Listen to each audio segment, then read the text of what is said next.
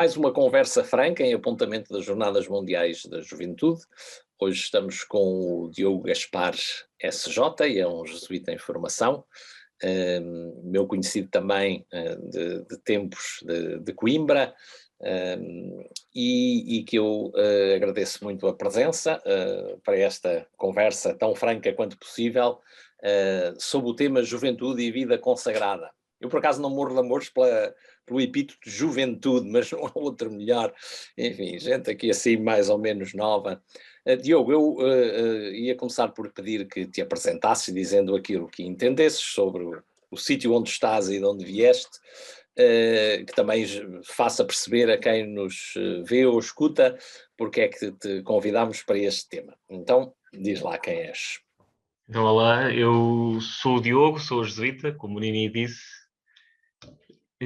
Estou agora em Braga, nos primeiros estudos, que nós chamamos juniorado, onde estudamos uma mistura entre humanidades e filosofia, com um pouco de literatura, psicologia, história. Eu nasci em Coimbra, já há alguns anos, daí o meu pai ser teu conhecido das elites desportivas. Uma educação normal, religiosa, andei na catequese, ali em Celas, Nossa Senhora de Lourdes. Quando fiz o crisma, como tantos jovens, acabei por afastar-me da igreja.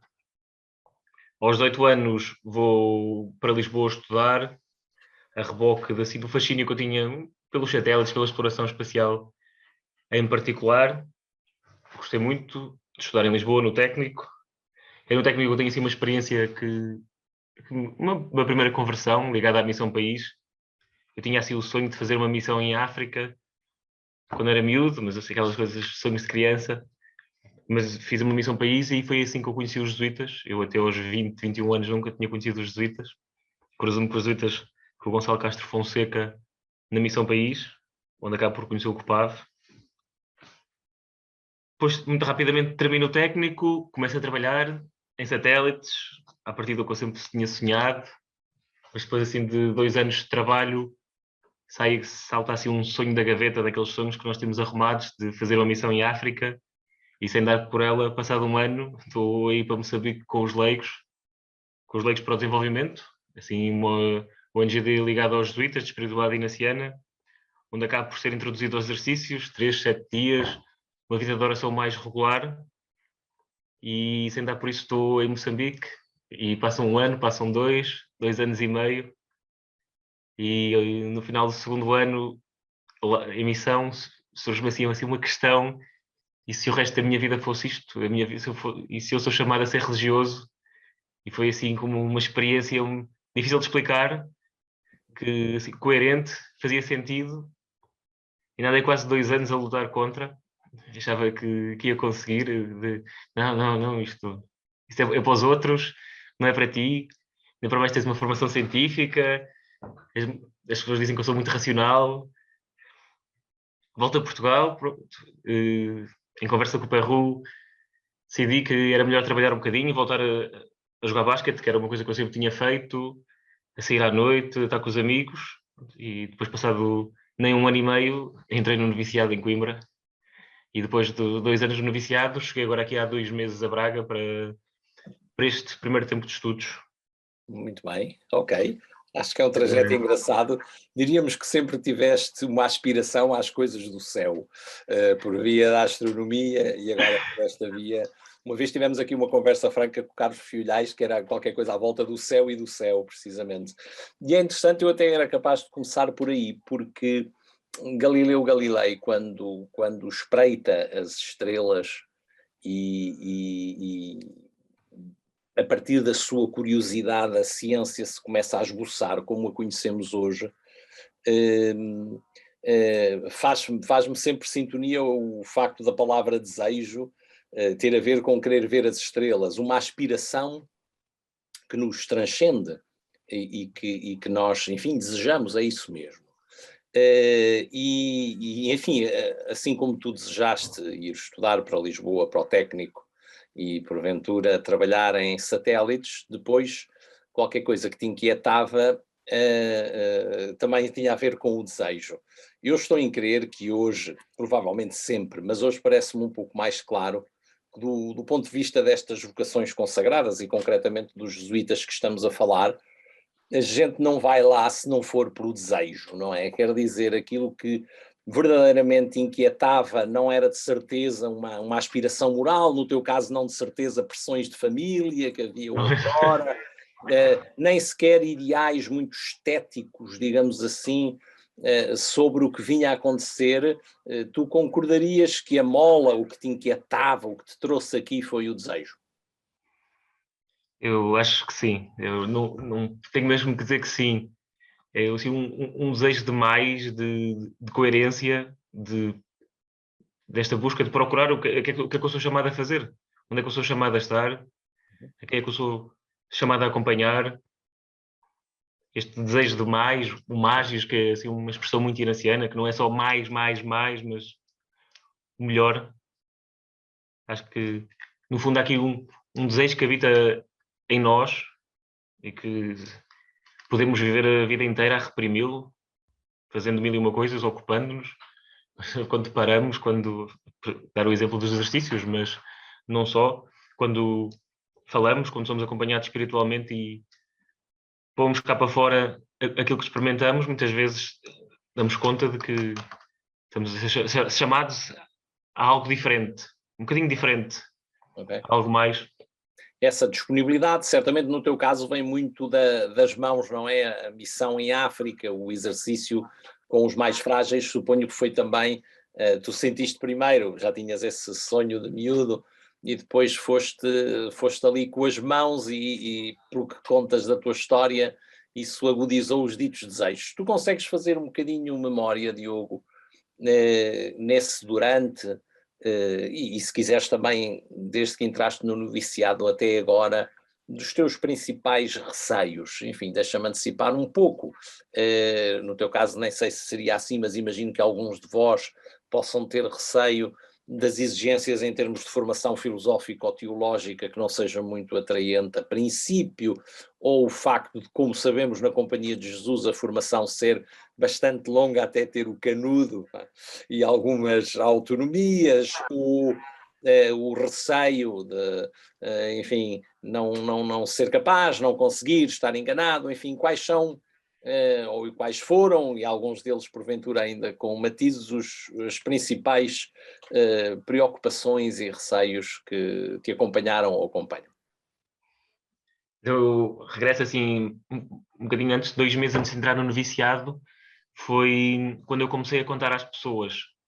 Ok? Eu tive o cuidado de contar às pessoas uma por uma. Uhum. E as pessoas perguntavam-me sempre: tens a certeza? Tens a mesma certeza? E era-me difícil por palavras. Eu disse: eu não tenho a certeza, eu tenho Claro. confiança. A Certezas eu resposta não tenho. honesta é não tenho a certeza. Não é? E era o que eu respondia. E parecendo que não, estes 2 meses e dezenas, quase mais de 100 pessoas a perguntarem-me: tens mesmo a certeza? Tens mesmo a certeza? Uhum. Eu penso, não, e tenho agora a certeza que eu entrei no noviciado a achar que ia ter uma revelação divina. Que 2 anos de noviciado, um tempo mais calmo, por casa, escrevendo uma autobiografia, exercícios de mês que Jesus me ia aparecer em sonhos ou nos pés da cama e me Umas ia dizer: sinetas a confirmar, sim, é por aqui. é por aqui, ia ter aquelas inspirações divinas, um conhecimento infuso, mas foi perceber, ah, olhar o meu caminho Uhum. ao longo do noviciado, a perceber como me sentia em casa, como me sentia bem nas pequenas tarefas, como gostei muito da prova do hospital, da prova de inserção comunitária, a pastoral que fazíamos, a vida comunitária, e que Deus me fala nas pequenas coisas, não me fala assim em grande, não me apareceu, não tive nenhuma revelação, mas sim vai-me falando aos poucos no dia a dia, e esta atenção, este cuidado de rever o dia, ajuda-me aqui a juntar os pontos e a perceber aqui uma coerência que faz sentido. Não é, não é explicável no minuto, mas passado 2 anos, eu fiz votos há pouco menos de 2 meses, mas o que eu digo é, eu não tenho a certeza, eu tenho a confiança e vivo dessa confiança que Claro, Deus existe e me chama a claro, isto. claro, muito bem, é um risco, mas é um risco que vale a pena. Aliás, eu perguntava-te se tinhas receio da formação longa. Sim. Não, mas nas entrelinhas pensava que uma tentação de um jesuíta em formação é pensar que será mais pleno, ou mais livre, ou mais feliz quando acabar a sua formação daqui a 8 ou 9 anos, e o convite, aliás, a ti como a mim, é o convite para, neste processo e neste aqui e agora, tatearmos esta plenitude a que somos chamada, que é nossa, mas que é também de todos e do mundo e de Deus, certamente, não é? E achei piada porque tu nas entrelinhas disseste isso mesmo, não é? Deste sinais daquilo que te está a dar gozo, vamos dizer assim, num sentido muito amplo, enquanto aqui estás. Ok, muito bem. Eu fui, por acaso, a uma missa dos teus votos e o Padre Miguel Ferreira teve assim uma coisa inspiradora lá na homilia que eu achei graça, enfim, com algum humor. Ele estava a falar para a plateia, mas também era interessante saber como é que tu processaste isso, agora nem tanto no quentinho dos jesuítas e da vida comunitária que vocês trilham, porque eu aí adivinho que possa haver algumas angústias e anseios que possas participar, porque o Miguel Ferreira, com alguma ironia, dizia esta coisa de ir entrar numa empresa que está à beira da falência, não é? Certamente fazendo referência a uma imagem da Igreja hoje em dia, enfim, e que às vezes também nos dói a nós mesmos, mas essencialmente dói aos olhos do mundo, muito criticável. Enfim, nesta metáfora, tu como é que te encontras esta ideia de certamente reconheceres também, embora querendo aderir, este teu desejo faz parte de uma incorporação na Igreja que somos, mas estas fragilidades da Igreja, como é que tu as sentes e o que é que significam para ti? Primeiro, eu acho que tenho que me reconhecer como um ser frágil. Tu mesmo. Eu Uhum. mesmo. Eu mesmo. Um ser frágil que necessita do outro e também de Deus. Mas eu vou aqui responder com uma imagem assim do Papa Francisco, que como o Papa Francisco usou na Praça de São Pedro em março de 2020, com o Covid, de que estamos todos no mesmo barco, somos uma barca, Uhum. e é isso, essa imagem que me tem vindo muito à cabeça hoje em dia, não é? Estes momentos, que estes últimos meses têm sido pródigos em notícias não muito abonatórias para a Igreja, os abusos, Uhum. principalmente. É difícil. Custa ouvir as pessoas, mas mais que tudo, as pessoas, quando nos vêm falar, não querem respostas, querem simplesmente ser ouvidas, principalmente. Uhum. É o que me parece.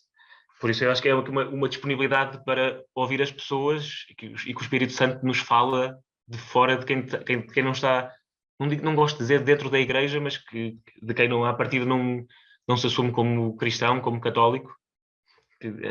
Ouvir estas pessoas, ouvir o Espírito fala-nos ali e fala-nos muito, e esta forma que o Papa Francisco também fala de uma igreja em saída, não uma igreja fechada, que está, esta forma de estar fechado, que talvez nos tenha trazido ao ponto que estamos hoje, e esta saída ao encontro das pessoas a anunciar o Evangelho, se necessário, com palavras, como alguém dizia.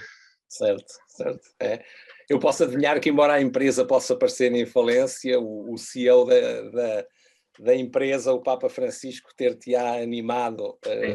Eu acho que o CEO Claro, é verdade, é verdade. digamos que é a trindade. É verdade, é verdade, O sim, sim. diretor de operações é que é o Papa Francisco. Isso mesmo, isso mesmo. É o cérebro das operações. Muito bem. Olha, eu tenho uma convicção, enfim, pessoal, mas que é, porventura, razoável. Queria falar contigo um pouco de pastoral vocacional, pastoral juvenil, isto é, esta criação de circunstâncias para que pessoas, enfim, na companhia de Jesus e não só, jovens, possam dar sequência aos seus desejos, como tu há pouco contaste. E tenho uma posição um bocadinho quase ingênua, mas na qual acredito, de que o que conta é criar encontros com toda a simplicidade e não coisas extraordinárias, onde as pessoas conheçam e se conheçam, e possam, principalmente pela vida, mais pelos livros ou pelas ideias, perceber que pode existir este sentido, que há esta possibilidade de voar desta maneira e de se realizar desta maneira. Como pode haver pessoas que nos escutem, enfim, que problematizam e depois têm que definir linhas de pastoral vocacional, pergunto se achas esta minha colocação um bocadito ingênua, ou se de alguma maneira me acompanhas, ou se tens assim alguma outra sugestão que pudesses dar explicitamente a quem mais velho se ocupe destas coisas. Sugestões, não sei se tenho, mas é um tema hoje em dia, a pastoral vocacional. Eu recordo assim uma frase de um padre jesuíta que dizia que tantos jovens que estão hoje em dia por aí que seriam muito mais felizes na vida consagrada, na vida religiosa, mas provavelmente nunca fizeram a questão, nunca, ou nunca lhes fizeram, ou nunca fizeram eles assim mesmos. Eu acho que há aqui uma grande importância do testemunho. E quando hoje em dia as pessoas dizem, temos que rezar pelas vocações, nós rezamos pelas vocações para nós testemunharmos bem a nossa vocação e a nossa vocação ser veículo para que as pessoas possam questionar a sua vocação, seja religiosa, consagrada ou laical. Claro, claro. Mas é que as pessoas se questionem a que é que eu sou chamado a fazer. Estás a querer dizer que tu não estarias aí se não tivesses conhecido jesuítas cuja vida te fez sentido. Sim, sim, não é? sim. A vida deles, enfim, não há super jesuítas, aliás, tu que já estás há alguns anos, deves ir experimentar. Quando a gente entra dentro da casa das comunidades, há sempre um desmoronamento de uma ou outra idolatria ingênua que possa haver, somos todos humanos e todos frágeis, não sou só eu e tu, mas não há dúvida que ao início e no durante nos segura na vida comunitária, no melhor dos sentidos, a coerência ou a tentativa de coerência e de vida e de verdade em algumas pessoas, não é? Sem isso era difícil. Sim, a simplicidade, eu acho que a simplicidade, o testemunho simples, sereno, em paz, de uma vida simples e realizada, não uma felicidade cheia de atividades e de coisas, mas de uma simplicidade no estar, numa conversa simples, no ir tomar café, beber uma cerveja, nesta disponibilidade para ouvir as pessoas, uma conversa terra a terra, que é assim, os principais que eu guardo para mim de testemunho de um jesuíta, que muitas vezes, jesuítas famosos, fazem mil umas coisas e depois estão simplesmente a servir à mesa. Claro. E uma disponibilidade de conhecer os jesuítas famosos em Portugal e fora de Portugal e que são de uma simplicidade tal que uma pessoa fica, é um testemunho, uma pessoa fica sem palavras. Sabes que estás aí numa casa onde eu já estive algumas vezes, e estive particularmente algumas vezes com um jesuíta que já faleceu e não está entre nós, que se chamava Alfredo Diniz. Ele foi o diretor aí da Faculdade de Filosofia, e era um homem do ponto de vista intelectual bastante original e interessante e profundo, e eu próprio assisti a isso, bastante coerente nessa simplicidade das tarefas de casa. Ele dizia, ele limpava mesmo, era o chefe da banda, mas limpava as sanitas e as casas de banho e com muito amor, dizia-me ele. E portanto, de facto, estes aspectos são relevantes e são eles que nos tecem, ainda bem que os trouxeste aqui. Aliás, na tua conversa, tu já várias vezes manifestaste aí que há um xodó, perdoa-me o brasileirismo, pela ideia da escuta e da abertura ao outro. Dá-me ideia que é muito aquilo que te seduz, digamos assim, na vida que vais trilhando, não é? Esse desejo. É principalmente a disponibilidade, a disponibilidade para o outro. Todos vivemos e sabemos que vivemos numa sociedade acelerada, em que já está tudo cronometrado e já sabemos tudo o que temos de fazer e temos mil e um planos, mas esta capacidade para parar e escutar as pessoas eu não o faço. Eu tenho uma missão diferente de estudo, mas de observar à minha volta os jesuítas é impressionante, que tudo para ouvir uma pessoa. Tem mil e uma coisas, mas é preciso aquilo naquele momento e é aquilo que eu sou chamado a escutar esta pessoa e tudo para. Muito bem, muito bem. Olha, Diogo, no ponto em que estás, portanto, no ano 3 da tua formação, não é? Penso eu. Sim. Tu já disseste de uma forma assim mais geral, do ponto de vista da ideia, eu falei-te há bocado nos anseios e agora queria ir assim para os aspectos mais objetivamente positivos. Na vida que tens atualmente, quer do ponto de vista cotidiano, quer do ponto de vista espiritual, quer do ponto de vista comunitário, pessoal, intelectual, se quiseres, O que é que te é francamente gratificante e te faz sentido na vida que tens neste momento? Só que escrever para não... Estas coisas. Assim, de vida espiritual, depois de 2 anos de noviciado, em que uma vida mais simples, por casa, quando vimos aqui para o Juniorado, para Braga, estas idas à faculdade, conhecemos mais pessoas, estamos em convívio com mais pessoas, ouvimos mais pessoas, logo, toda uma vida espiritual, ouvimos mais pessoas a pedir para rezar ouvimos mais histórias de pessoas, por certa forma enriquece um bocadinho a oração e a vida espiritual, assim, mais em relação com os outros. Ok. Também temos aqui a proximidade de Sotelo e alguns retiros que nós fazemos de um dia, assim meio-dia, tiramos assim um dia, um sábado, para ir para Sotelo apenas rezar, sem pensar em mais nada, também é assim um momento muito bom para parar Ok. e se integrar, sintetizar. E intelectualmente é muito interessante, porque talvez tirar uma licenciatura em Filosofia fosse das minhas últimas opções, e eu brinco muito com isso, e há 2 semanas apresentei excertos de parte de um livro de Nietzsche e eu comecei por dizer isso mesmo na aula, quando estava a apresentar, que eu há uns anos era-me impensável estar aqui a falar de Nietzsche. Mas acho que esta formação que nós temos, chegamos aqui com alguma sede de ir para as aulas, de estar nas aulas, de perguntar, de tirar dúvidas, de preparar os trabalhos, chegamos sim, um bocadinho com sede de aprendizagem e de trabalhar em grupo, não estamos sozinhos, estamos com outros jesuítas e com outras pessoas, e tirar dúvidas, fazer trabalhos de grupos. Acho que isso é uma coisa, algo que me dá muito gosto. Comunitariamente é muito interessante, sim, as refeições são sempre muito dinâmicas, já falar dos temas atuais, não diria que se fala muito de filosofia, mas talvez de muita atualidade, a guerra domina em parte, as questões dos abusos, até agora a política internacional, que é sempre assim, informações não é, testemunhos, como é que eu posso dizer esta palavra, ideias bem vincadas não, mas bem personalizadas, e é muito interessante esta Pontos de troca de vista argumentos. diferentes, não é? Exatamente. Uhum. E é muito interessante viver-se isso. Mas, como falavas há bocadinho, davas o exemplo do Padre Alfredo Diniz, de limpar casas de banho. Para mim é impressionante, numa comunidade de pessoas que temos quase dos 20 aos 90 anos nesta casa, todos lavam a roupa, todos passam a ferro, todos limpam o seu quarto, todos limpam casas de banho. Isso é... Já me habituei.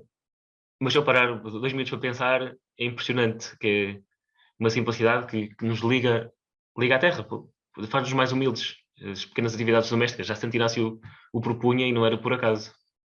Muito bem, ok, vejo que são aspectos assim, e cotidianamente já agora vocês têm também a oportunidade, para já têm oportunidades sociais, principalmente agora na Faculdade de Filosofia, onde convivem com outras pessoas e também certamente de praticar desporto, de cuidar da Jogar, vida.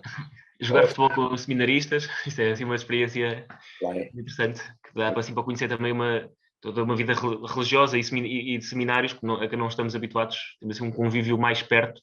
Temos como o seminário de Braga e do Norte está todo aqui concentrado na Faculdade de Teologia e nós temos aulas em comum. É muito interessante conhecer futuros padres, podemos chamar colegas, Uhum. e perceber, conhecer, ouvir as histórias deles, conhecê-los, eles virem cá almoçar e outros momentos sociais que partilhamos com eles. Pessoas que vêm de realidades muito diferentes das nossas. Muito bem, muito bem. Olha, Diogo, tu, entretanto, dessa janela onde estás, neste ano até, em relação comparando com os anos anteriores, tens uma relação com outros jovens, rapazes e raparigas, que são teus colegas e que vês, entretanto, também vocês têm televisão, estão no mundo. Eu sei que a casa que vocês habitam inclusive, é um apartamento no meio da cidade, religiosamente descaracterizado, com alguma intencionalidade.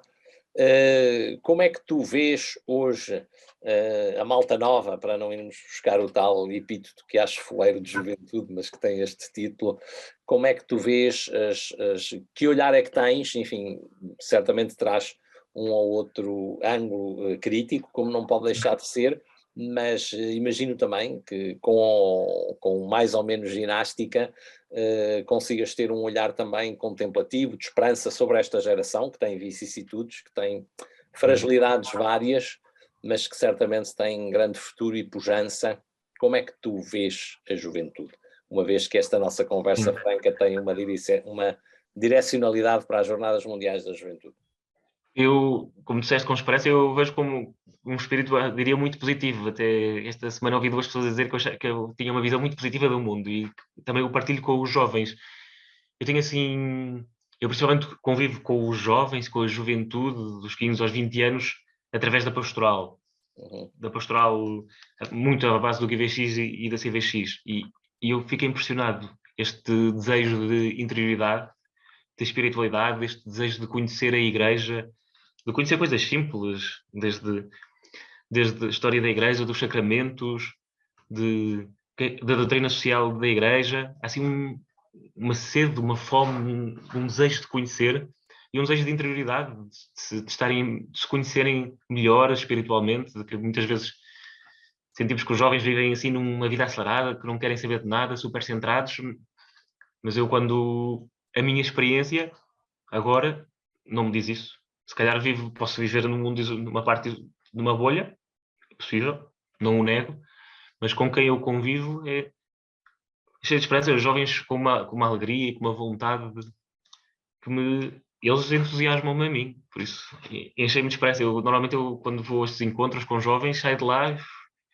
estes jovens têm, eu penso, brinco muitas vezes, estes jovens têm mais fé do que eu olham para mim como um jovem religioso, mas eu olho para eles e digo, quem me dera na altura deles ter este conhecimento, esta fé, este desejo, este alinhamento com Deus, este reconhecer a sede que têm neles.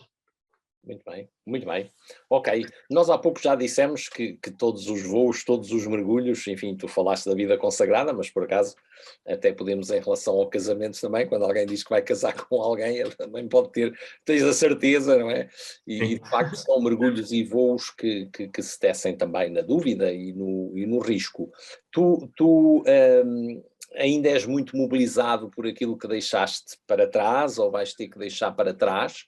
Ou isso é uma coisa que notas que ou nunca te mobilizou muito, ou progressivamente vai tendo menos espaço na tua vida interior? Acho que progressivamente vai tendo menos espaço, na realidade.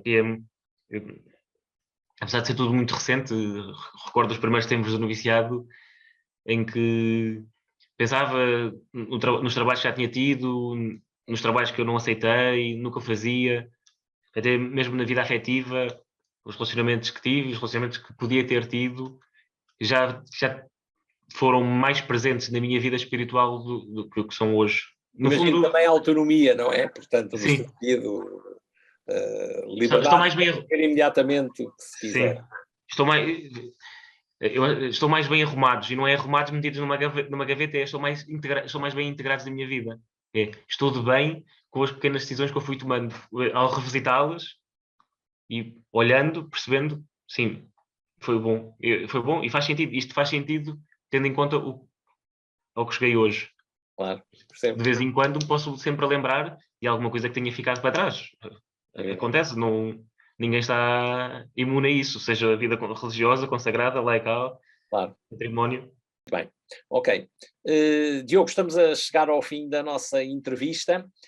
Nós costumamos acabar aqui com uns enlaces do futuro. Vêm as Jornadas Mundiais da Juventude, não sei se vais participar e se já participaste noutras anteriores.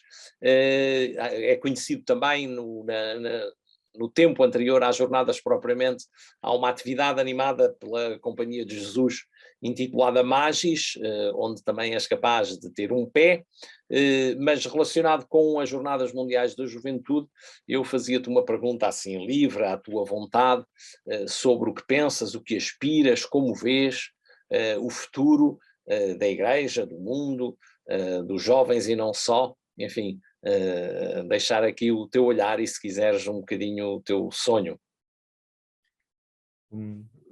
Sim, uma pergunta assim um bocadinho direta, mas eu vou tentar responder ao contrário, assim, olhando para o mundo, principalmente.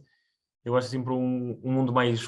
O mundo está cada vez mais globalizado e um mundo o sonho é um mundo que talvez pense cada vez mais em nós, um mundo mais empático, mais disponível para o próximo, além da nossa zona de segurança, da nossa família, dos nossos amigos, assim, uma disponibilidade para o desconhecido e para acolher quem nós não conhecemos, assim, uma abertura empática ao mundo. Assim, igreja, eu digo sempre uma igreja em saída. Tenho poucos anos de vida, não sei como é que era a igreja antigamente, mas se a igreja diz envelhecida, diria muito porque vivemos uma igreja muito sacramental, muito focada na missa e na missa, na Eucaristia e no batismo, no matrimónio.